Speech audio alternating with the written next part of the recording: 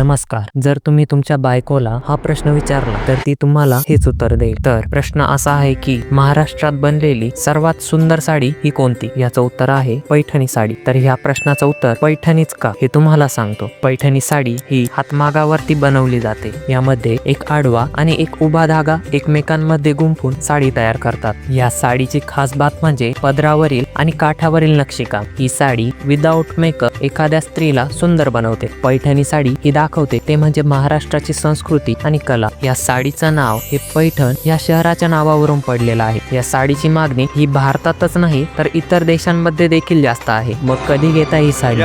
अहो तुमच्या बायकोसाठी हे कमेंटमध्ये नक्की कळवा. तोपर्यंत बाय बाय.